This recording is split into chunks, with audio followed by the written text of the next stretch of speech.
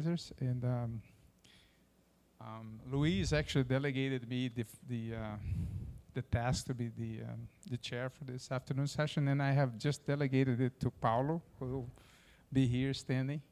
But let me briefly introduce JIYONG FU, which is who is a pleasure to do, because he was a former associate of mine at the University of São Paulo at São Carlos, and has been now at Fu University, which I visited some time ago. And today he's going to be talking about spin and valley physics and semiconducting systems. So I'm going to pass on the microphone to Paulo, who will take care of you. Okay, thank you.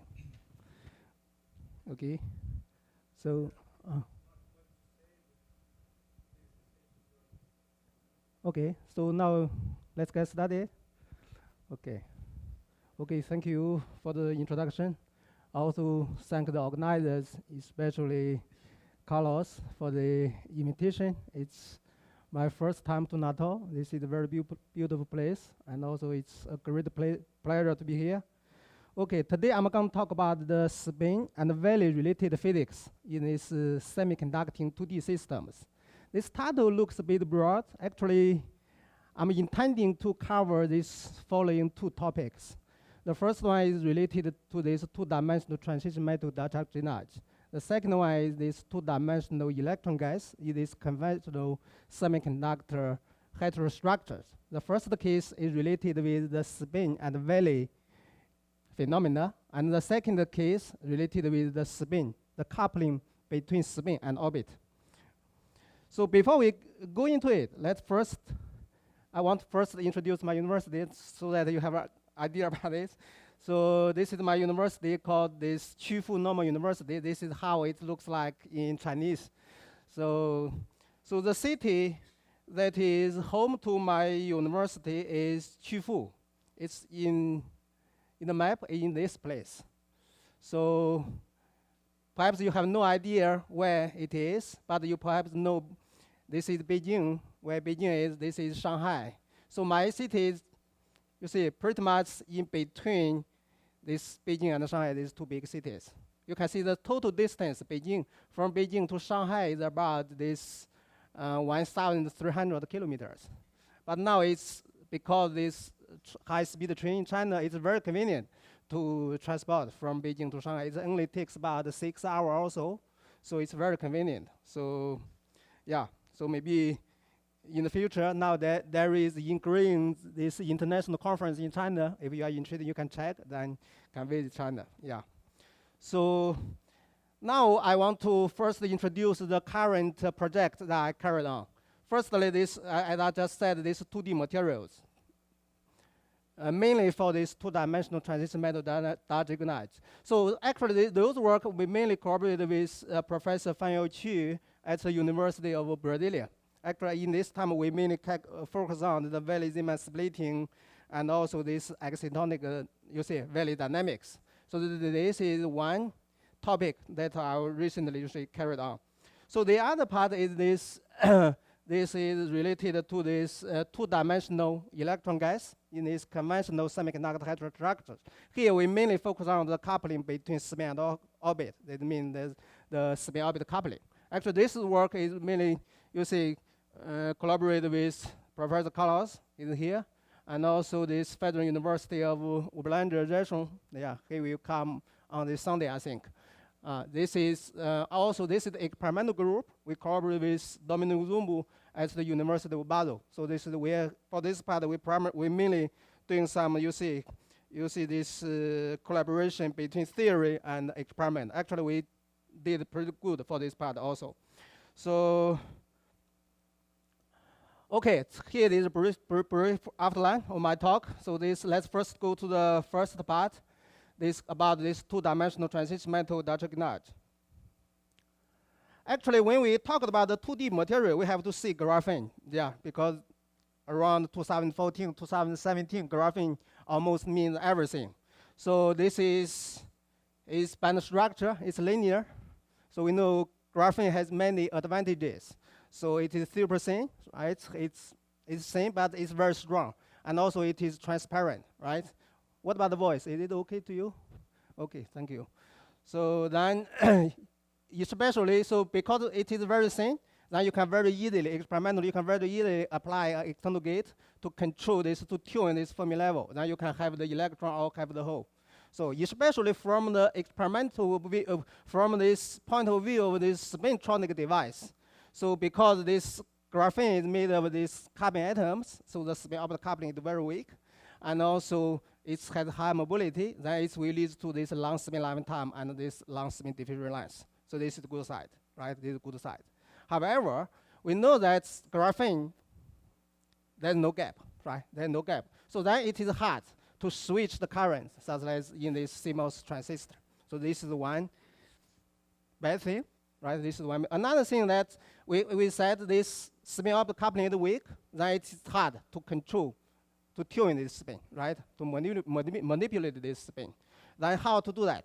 So there are two routes. One is you can open the gap, so then you can enhance the spin of the coupling. Some people put graphene on top of some kind of substrate or add some additional atoms to enhance the spin coupling to break this spatial inversion symmetry so that they can open the gap, they can strong open coupling. But there's still some limitations along this road. So another road is that we can look for these new materials. We can look at new materials. Actually, in previous talks, there are some speakers, they have introduced, you see, many kinds of these new 2D materials, including this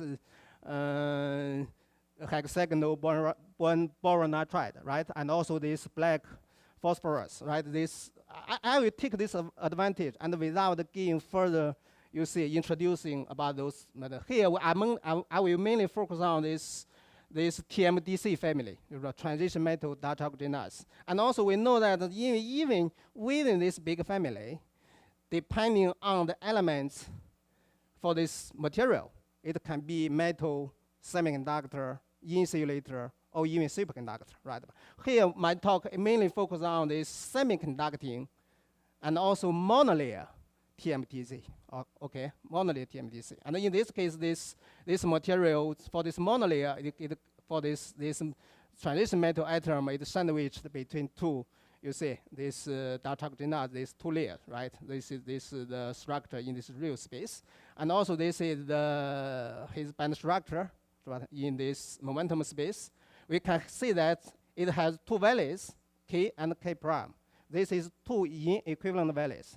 This is 1 point. And also the other point has a direct band gap for this monolayer, a direct band gap at these two values.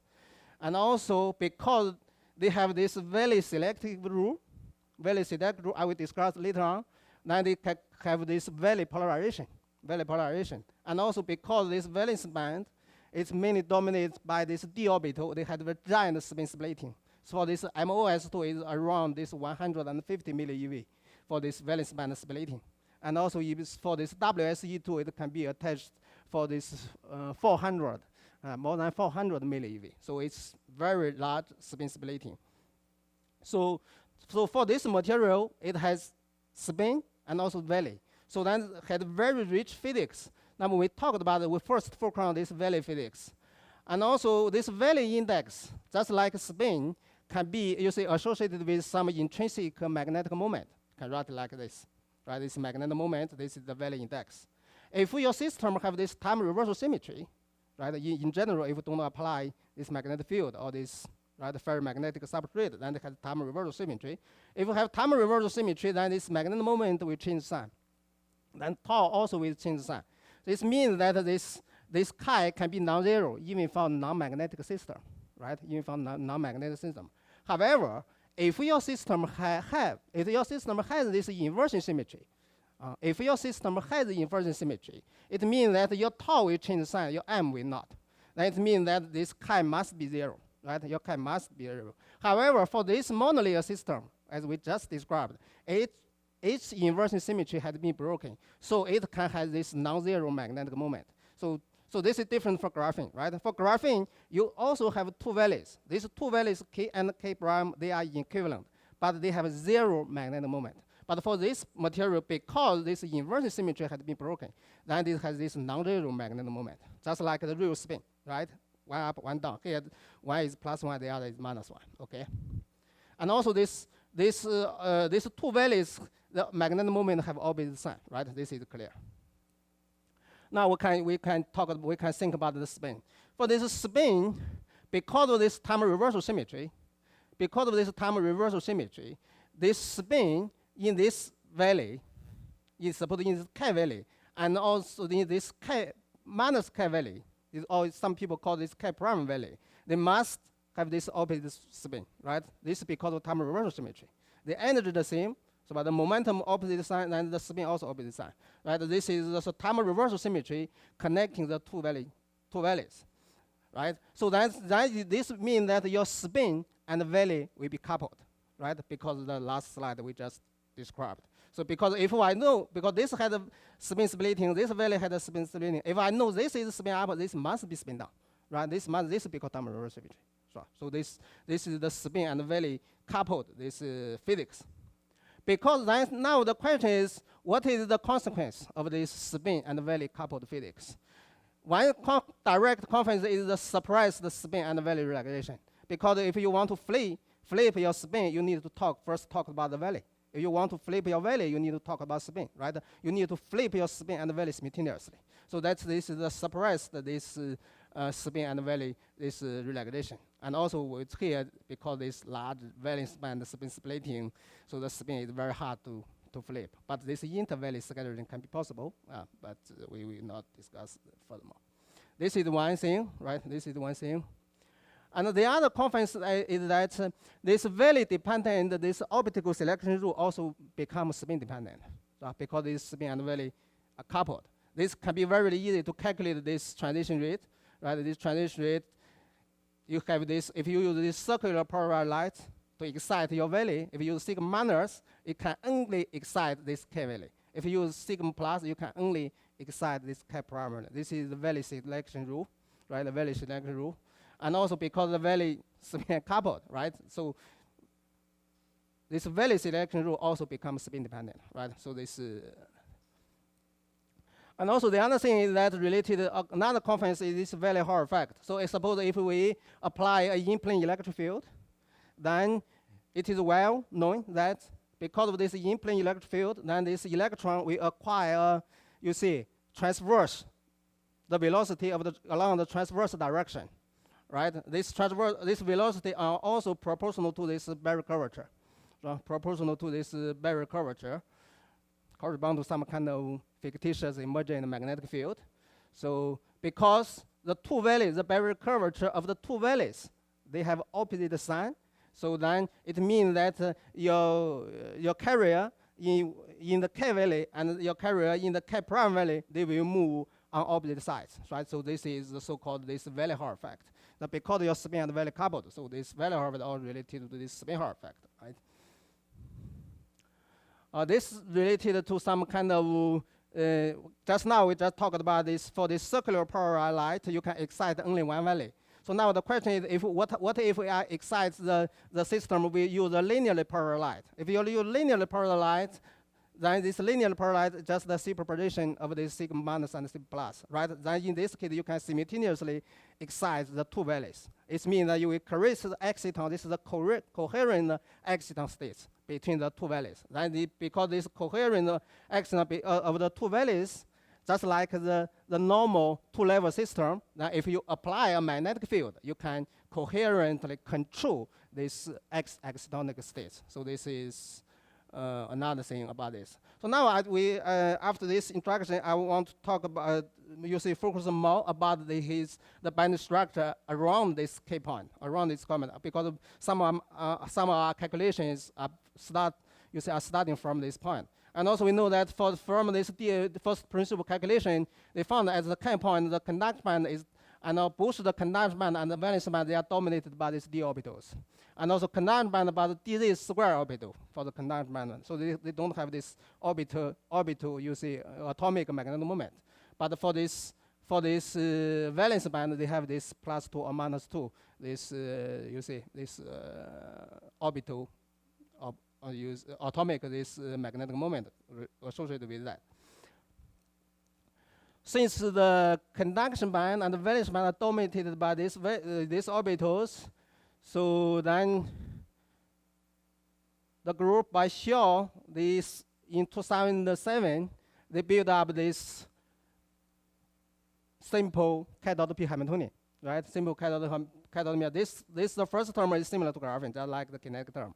This one corresponds to the due to they open the band gap due to this symmetry breaking, and this is the spin orbital splitting, right? Due to this transistor metal d orbitals, right? So we can write this simple model. We use this simple model calculate this quantum ring case. As a calculator, as in the very beginning, we are mainly treating this Valley-Zimmer energy. The Valley-Zimmer energy means that if you don't have this magnetic field, because of the time reversal symmetry, then your valley is degenerate between two valleys, right? Then if you apply the magnetic field, then the time reversal symmetry is broken, then the valley degenerate, you have the valley splitting, right? That's so-called this Valley-Zimmer energy. We calculate this for this quantum ring case, right? We calculate this for this quantum ring case. Consider the ring, but here we consider this magnetic flux only. This is our ring, right, from I1 to R2. Then our magnetic flux only, you see, goes through this inner circle. So that's because we want to focus on this Hartmann-Bohm effect. Otherwise, if you also have magnetic flux outside, you see inside this ring, then it's similar to a quantum dot. And that's part that we are not interested in that. Okay. Now when we calculate this Valley-Zimmer energy, we found that as a function of magnetic flux, it has this oscillation. You see this oscillation, this behavior. It's simply because this Hartmann-Bohm effect, right? And also another interesting thing that this oscillation period is independent of the ring geometry. No matter how you see how large or how small your ring radius is, it always has the same this oscillation period. But within a single oscillation period, here we plot this Valley-Zimmer energy as a function of this magnetic flux, but within a single oscillation period, it increases linearly. This is similar to the quantum dot case, right? This is similar to the quantum dot case. But if we decrease the size of this radius of the ring, right, we found that this Valley-Zimmer effect will get enhanced. Perhaps that's because this, if you have a smaller radius, right, then the magnetic flux effect will get enhanced, right? Will get enhanced. This is the main idea of this. Below, I want to talk about briefly talk about our recent work about this valley dynamics. We talked about this valley dynamics of different tron species in this monolayer WSE2. Actually, we just build up some rate equations we calculate. Here, I do not show those, you see, equations. I don't want to show too much equation in my talk. I just want to show the physics, right? If you, of course, if you are interested in that, we can talk, right? If you just ask me, we can talk. Okay, so firstly, we want to consider the complex, excitonic complex state. We have the exciton, also we have the tron. So here is just exciton states here. This is the bright exciton, this is the dark exciton. Actually, this is the spin forbidden dark exciton, this is the momentum forbidden dark exciton. This is the bright exciton. So this region is correspond to exonics. In order to verify our model, we first only focus on this only excitons for our system. And also you see produced some experimental results, and also it agrees pretty well. And also here, we calculate this PR intensity as a function of temperature. For this system, the PR intensity increases with temperature. This is, in general, you see, is not zero. Here, simply because you can see here, this is the bright state, this is the dark state. The dark state clearly has lower energy than this bright state, right? Lower energy than bright state. So then the dark state is the ground state. Bright state is the excited state. So then in this case, that if we increase the temperature, it means that you have more dark states transformed to bright states. Then you will get a higher PR intensity, right?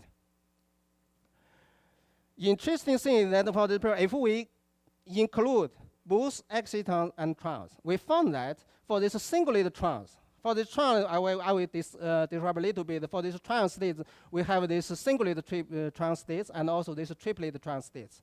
Means that for this electron, for this triplet tron state, it means that the electron, this extra electron with the original electron, they have the same spin, right? They have the same spin. That's triplet state. We found that for this singulated charm, if we here I also need to emphasize one thing. Here related from the bright accident to this momentum dark accident, this transfer related scattering is the spin conserving scattering, right? Because the spin here just goes here, right? It's very easy, there's no spin flip. But here, for this bright accident to this spin flipping dark accident, the spin must flip, right? So this tau BD prime associated with the spin flip scattering. And now this tau BD is related to this spin conserving scattering. Due to the interplay between these two kinds of this scattering mechanism, we found that if the scattering time, if the spin flipping scattering time is much larger than this spin conserving scattering time, we found this the Valley polarization of this single electron is reversed. So this is the usual regime, right? This is the usual regime. So if I excite one valley, then I can calculate the Valley polarization of exciton, triangle, blah, blah, I can calculate everything. Usually all the Valley polarization of all these exotonic states, this should be copolarized with your excitation laser, right? But here, when you see, at this regime, we found that the single electron, this Valley polarization can be reversed, right? Can be reversed. We also get some analytical expression about this. If we don't have the dark states, then if we don't have these dark states, we only have the first term, then its Valley polarization is always positive, right? But if we have these dark states, because of this dark scattering, simply because of these dark states, they suppressed the inter-valley transfer of these exotonic states. I will not discuss about it. If you have questions, we can talk about this further. Yeah, there's some details inside here. The other thing about this topic, I want to say something about this dark exciton brightening. About this, here we need to apply this magnetic field. Now, when you apply magnetic field, it depends on what kind of magnetic field you apply. You can apply out-plane magnetic field like this. You can also apply in-plane field, right? If you apply out-plane magnetic field, it means your time reversal symmetry is completely broken, right? Time reversal. Now you will have this Valley splitting, right? You have this Valley splitting, and this Valley they will shift, right? This dashed curve corresponds to the case that the B equals 0. Then this solid curve, it means that's the final position when you apply this magnetic field, right? When you apply this magnetic field, it actually this energy level shift contains these three contributions. One is its O in spin, this black arrow. This O in spin, this black arrow, right? And also this green arrow called this the Valley contribution, because the Valley also have this magnetic moment.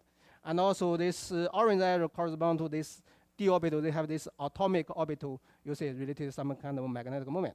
So we don't talk about this in detail, but you just see that for this K Valley, because of these three contributions, the bright and dark splitting increase. You can see, you can compare this dashed curve and also this solid curve. If you have the B larger than 0 in the K Valley, the bright and dark splitting, they increase. But the gap decrease, right? But the gap decrease. But for this K prime valley, you have this reversed case. It means that your bright dark splitting get closed. You can see the solid curve between this red and blue. And also its gap also increased. You see, this you just keep it in mind, right? Keep it in mind because this is helpful for our in interpreting these physical results. So this is the main effect if you apply an out-plane magnetic field. What about if you apply in-plane field? If you apply in-plane field, actually the Valley splitting is tiny. You can carry it, it's tiny. But now this in-plane field will play the role of some kind of Rashba field. It will mix the spin up and spin down so that your spin states become tilted. This is how your dark state can become brightening. Okay, this is some calculation. We calculate this for here. We calculate this PR intensity as a function of this magnetic field. Suppose here I just want to emphasize one thing more. If we change the orientation of magnetic field, here is the B larger than 0, we have this picture. if we switch the direction of magnetic field, it means the scenario between K and K primary is completely reversed, right? This is because simply because they have opposite magnetic moment, right? Opposite magnetic moment. Here we suppose here we focus on this B larger than 0.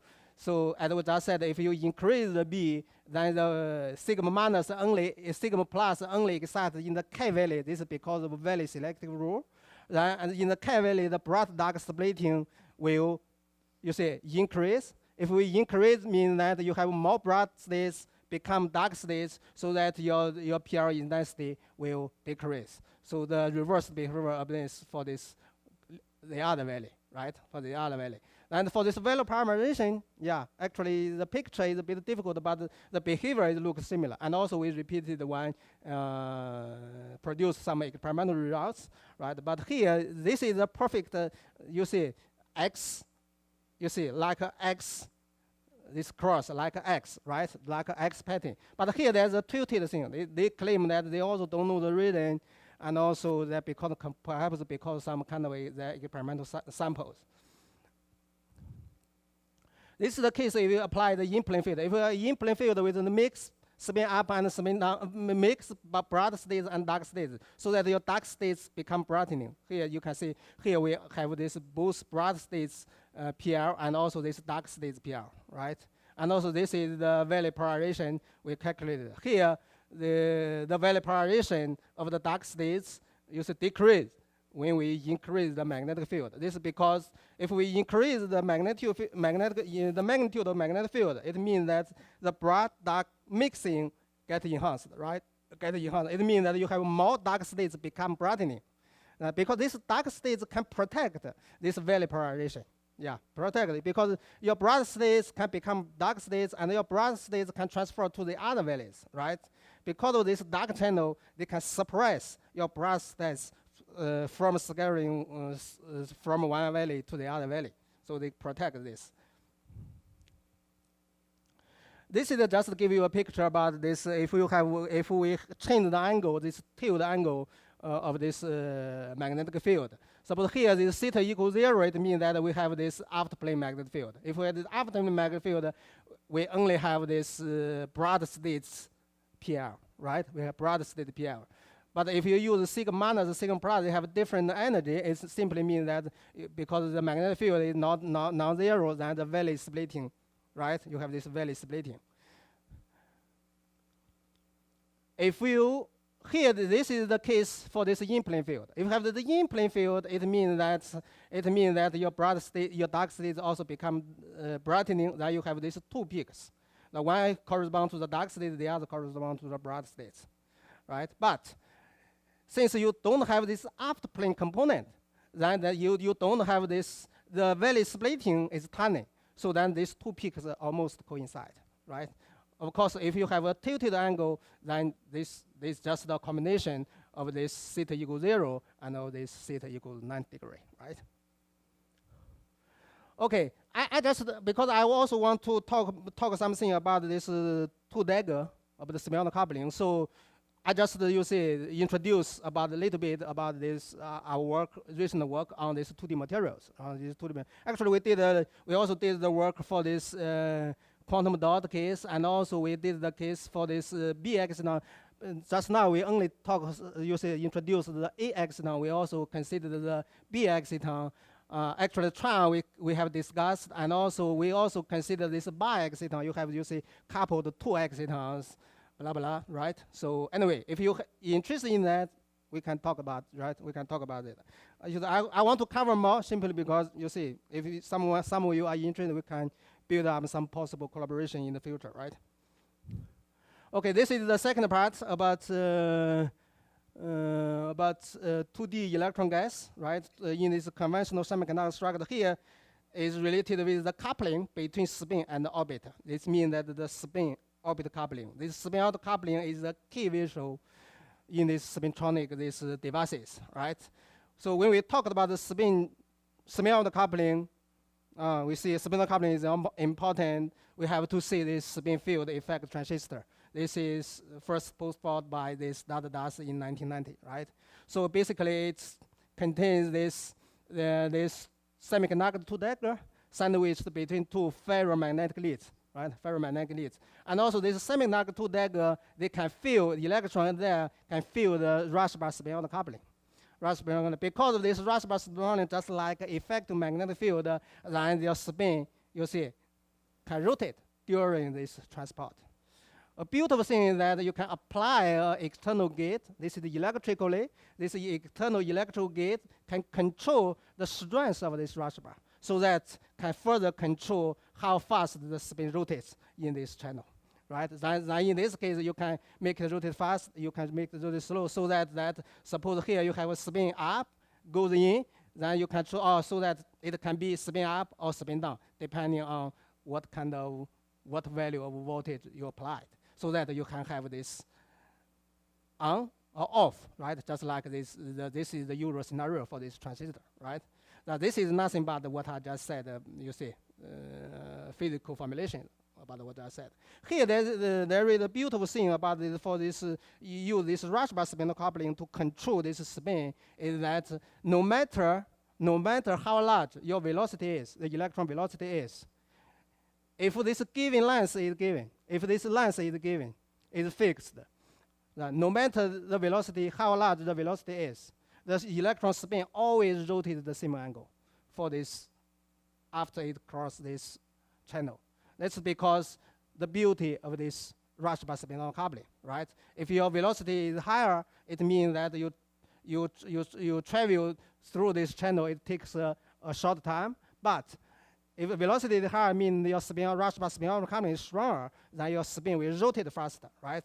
Then you rotate faster, and also you transfer in a short time, it will cancel. So that when it usually transport along a given distance, it always rotates the same angle. That's how this transistor it works. Right? But we know that this have a very great limitation for this spin field transistor. One great limitation is that it must be one-dimensional. It means that the ballistic.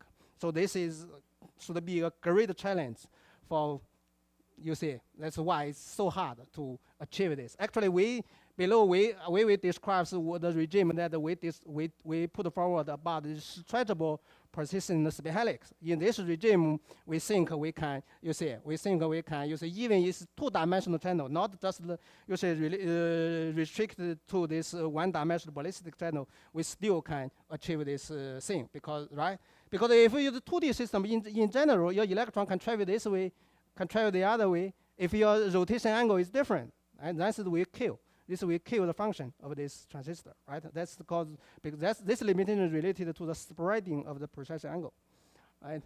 So that is the old story about this, why semiconductor coupling is important. So here there's renewed interest about this stuff. There's topological insight, quantum semi-hard, this topological insight, and also this Majorana blah blah, right?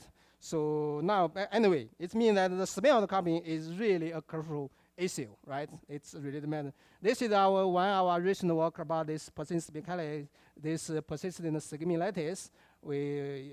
Right? It's mainly also arises from due to this semi-optical coupling. We have and also this scheme lattice, we know it has this topological phenomenon, right? This will open some routes, you see, exploring the topological phenomena in this two-dimensional conventional electron gas in this conventional semiconductor, right?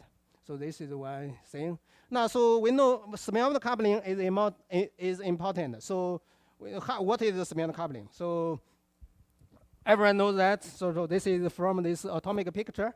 So if you have an electron orbiting around your nucleus, then the electron will feel this the electron, right? This potential energy. So then in the framework of the electron will see the nucleus, right, is moving. The electron is static, but the nucleus is moving. Then it means that this electric field will be varying, right? This varying electric field will create the effective magnetic field. This effective magnetic field will interact with the electron spin. This is the so-called this semiconductor coupling, right? This is nothing but a Lorentz transformation, right? But when we go to the solids, right, you have many atoms. Then these many atoms, those levels will form band, right? We form band. When we form band, this spin orbit splitting will be you see, will be restricted by set some limitation for this symmetry. We set some limitation for this spin splitting. If your system have both time reversal symmetry and also this space inversion symmetry, it means that your spin for a given k, at any k, it spin up and spin down always has the same energy, right? For a given k, no matter what the k is, right? It always has the same energy, this current energy. So if you want to break this, lift this spin splitting, lift this spin degeneracy, but you also want to keep this time reversal, the only way you can do is to break this space inversion symmetry, right? To put this, there are two ways. One is if your system is naturally have this bulk inversion asymmetry, then you will have some kind of Dresden-Haus term. Here we take zinc blende structure as an example. And also, if we can, you see, intrinsically apply some external gate to break the structural inversion symmetry, then you will have a rush bar, right? I will not give detail, but if you have any question, we can talk about this. This is just for the actually for Dresden-Gauss, it's a bit simpler, right? But for this rush bar, it's a bit tough. Actually, here I just give you this expression. Actually, if you want to really determine, you need to do something from the very beginning, right? From the very beginning, start from the original K dot P Hamiltonian, then you derive this, they give you this K model, blah blah. Then you calculate this thing.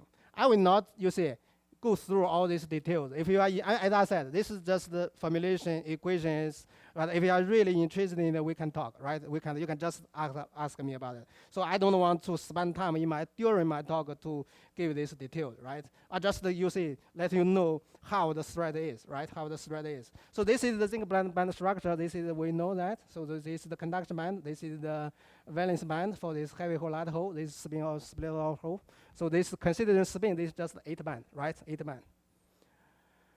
Then if we put this quantum well, then put them together, you will have this heterostructure, right? You have this quantum well. Then we can, K model we have there. Then we, for this confined system, we can build out another K model, put the potential there, right? Then we can use some perturbation theory. Here we usually use this folding down procedure to derive effective Hamiltonian. To derive effective Hamiltonian for the electron. Here, this is the electron part, this is the valence part, this is describing the coupling between the conduction band and the valence band. Suppose we are only interested in the conduction band, the electron part, then we can use the perturbation theory, right, to obtain an effective magnetic Hamiltonian just for electrons, right, just for electrons.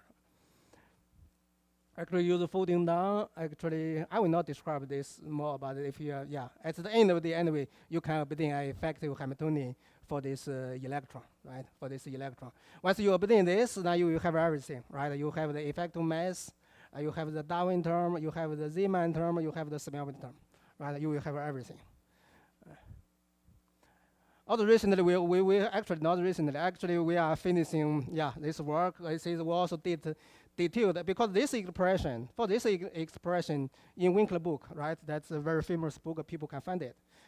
We did a detailed calculation for this Woods-Ride system, right? For the, and also we obtained some, you see, the effective Hamiltonian, blah blah. I think it should be very helpful for this scientific community.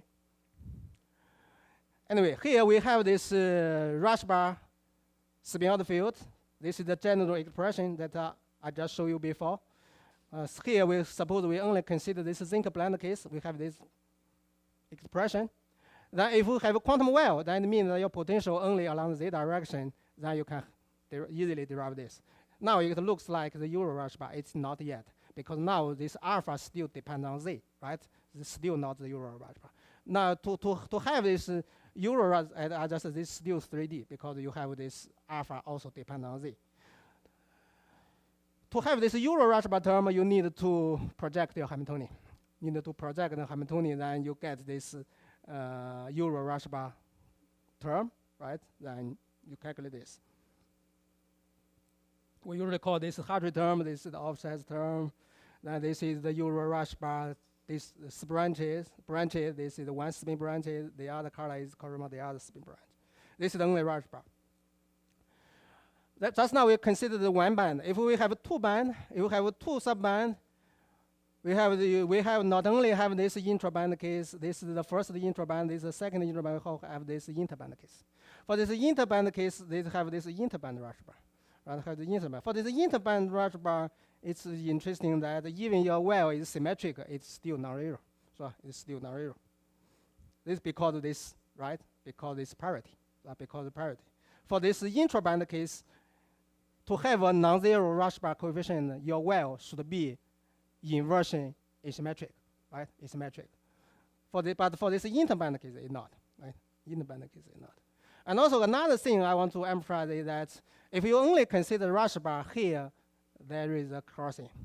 Here there is a crossing. It means that the different spin branches, they don't have coupling. Right? They don't, if you only have rush bar. If you only have Dresden-Haus, the same story.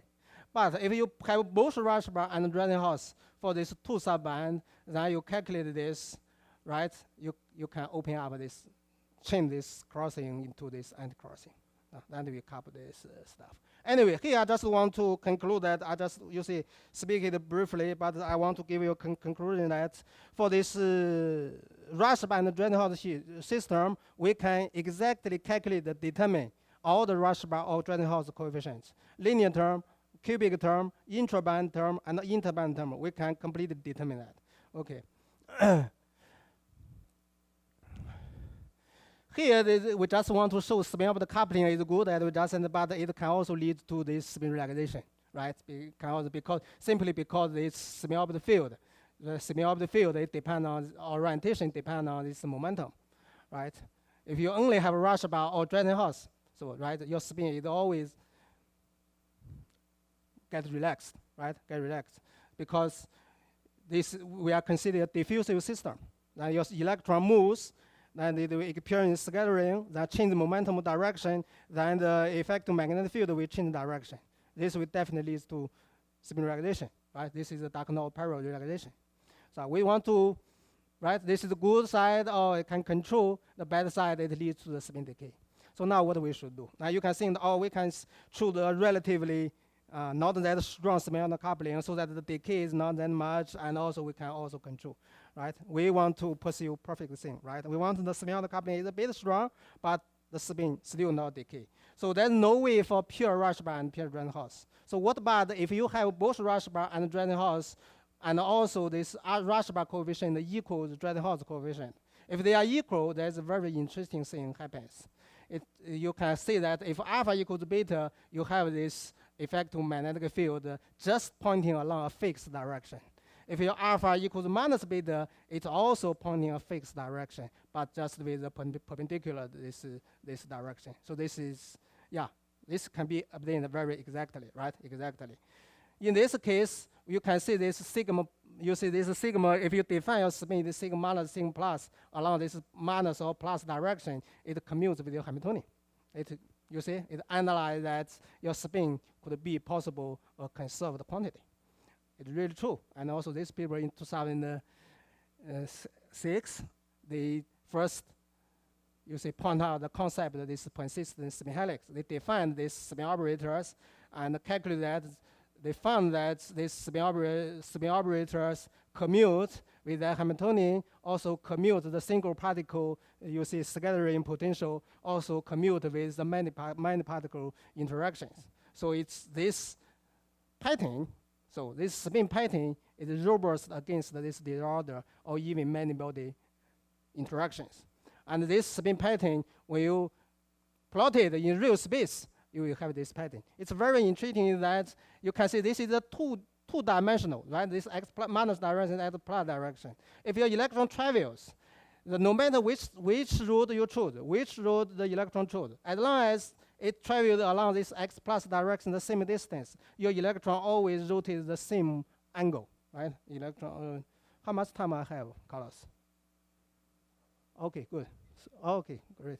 So, so if you, as I just said, if your electron travels, right, no matter which direction you choose, as long as your electron travels the same distance along this x plus direction, then the electron always rotates the same angle. So, but this picture is a bit confusing, misleading. Remember, your electron travels in this diffusive regime. Diffusive means that each side will suffer from this scattering.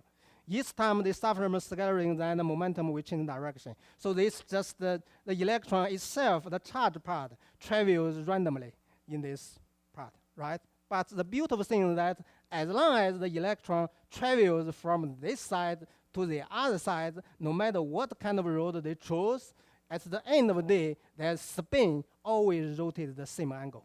So that's the beauty of this precision spin helix. It means that your charge is 2D diffusive, this picture, but your spin behaves 1D ballistic, like this picture, right? So in this kind of framework, that means that in the very beginning, I mentioned about this spin field effect transistor. In this case, that a great limitation is that the spread of this rotation angle. It must be limited for this 1D ballistic case. So here we don't need, right? Even we are living in this diffusive regime, but our spin behaves ballistic. This is nice, right? And also we calculated this. Precision spin helix. We found this 2 decay. Then also experimentally, right? Experimentally, they really also just confirm this, right? This is long-lived precision spin helix. This is short-lived, right? This is short-lived. This experiment is done by this transistor spin grating spectroscopy, right?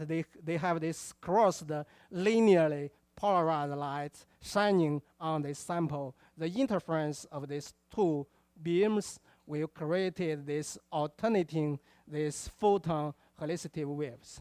So because of this optical orientation effect, this photon helicity wave will generate this spin density wave. This spin density wave is nothing but the sum of these two modes, right? Nothing but the sum of these two modes. So this is another experiment. Experiment confirmed this precision spin helix. Actually, this experiment they use this time revolved curve rotation, right? They just pump up with a uniform spin polarization, just left it naturally, right? Diffuse. Then at the end of the day, they found this precision spin helix pattern, right? This at the beginning you can see this the uniform polarized light. Then you can see this alternating pattern, right? Okay, we did some simulation about this, right? We first did some simulation for this sample, for this transient spin grating pattern. That sample, we get pretty good agreement with the results. And also, we also further, confirm, as I said, we collaborate with a experimental group for this, and also this sample was prepared in this David O'Sullivan group. And also this experiment was carried out in this Dominic Rumwood group, University of Basel. Actually, at the time, we did the simulation as in the Sokolos. Actually, the motivation at the time we want to, do this work is that as I said, we can calculate rush bar, all the contributions, blah, blah. For Trenton-Hawes term, there is this gamma term. This gamma term comes from the bulk case. And also it is very confusing, this guy. Because in the literature, even no matter you say both experimentally and theoretically, they have this huge range. So which value we should choose? So that's the big problem. So then as time collaborate with Dominic's group.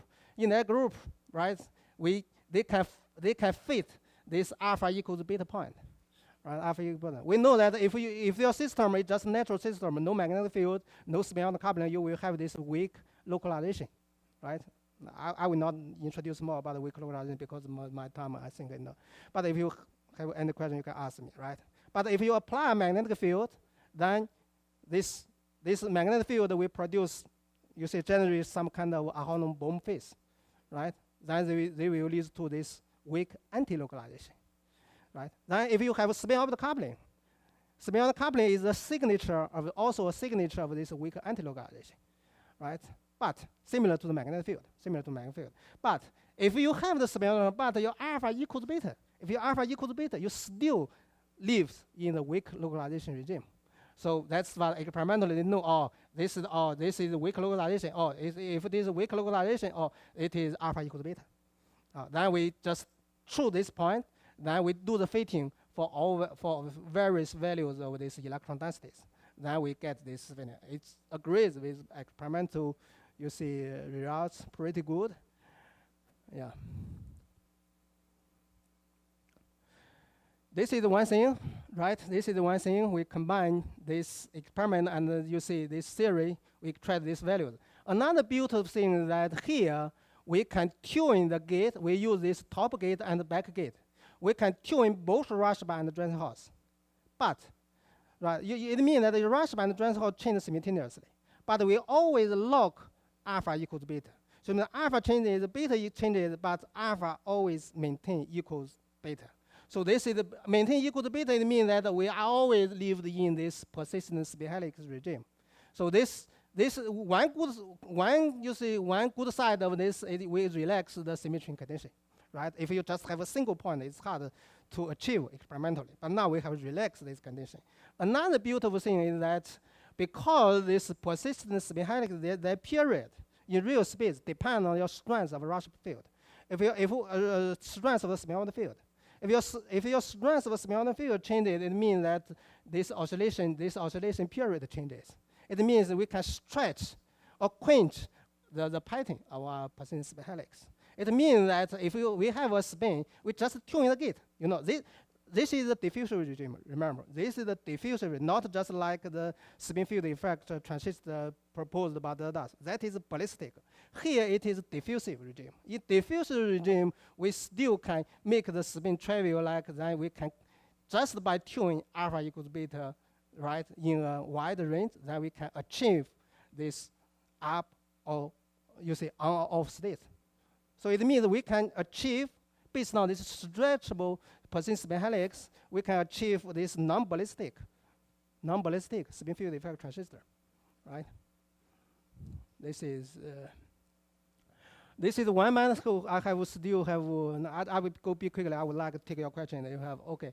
So if just now we talked about one subband. If we have two subbands, we have two subbands. If you first band alpha equals beta 1, second band alpha, that's trivial, right? It's just two PSAs, simple superposition. But if you have the first band equals alpha 1 equals beta 1, but your second band, if your alpha 2 equals minus beta 2, could be something interesting, right? Could possibly something. And also we did the simulation and also realistic quantum well, we found really we can find this, right?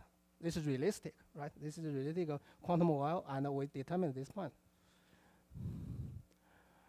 Then we have this crossed spin helix, because this is the band 1. Remember, if your alpha equals minus beta 2, your spin orbital field also points a fixed direction but perpendicular to the alpha equals beta case, right? It means that if the spin orbital field is perpendicular, then this spin PS pattern also like simultaneously cross this pattern. Yeah, this is one band case. This is the other band. This is the superposition of the two band case, right? So at the very beginning, we just think, oh, this pattern perhaps is just a bit sexy, right? Just a bit beautiful. But after we read some paper, right, this is the 3D case. Yeah, this paper give us, this is related to this skimming, you see, spin crystal. They did some kind of spin lattice. Then they have some kind of topological property, right? And also we found that if we did this calculation, our crossed spin helix, right, they have exactly the same expression as they have. It means that our cross spin helix have this, also have this topological property, right? Topological property. Okay, so what about this persistent skimming lattice, right? We know when people talk about this topological spin texture, it's usually arrives, you see, connected with this many-body effect, right? Many-body effect. Here, we found this, you see, topological property in this conventional semiconductor heterostructure, but also with non-interacting electrons. I know this will help us to understand this topological Hall effect or skimming Hall effect, right? Suppose we have an electron moves on top of this this skimming lattice pattern. Suppose my electron spin always follows the spin texture. This will lead to, you see, the emergence of this fictitious magnetic field, right? This is correspond to this topological Hall effect, or people sometimes call this quantum anomalous Hall effect. But if we also apply this electric field, so that the electric field can drag your PSL pattern moves, right? Moving, it means that that emergent magnetic field will change it. This emergent, if this emergent magnetic field changes, it will generate another fictitious, right, the electric field, right? This corresponds to this skimming Hall effect, right? Anyway, this is a brief summary of my talk. So we first focus on this TMDC material. They have both spin and valley, and it's two-dimensional electron gas. This have this spin orbital. Anyway, so I stop my slide. I would like to take your question. Thank you for your attention.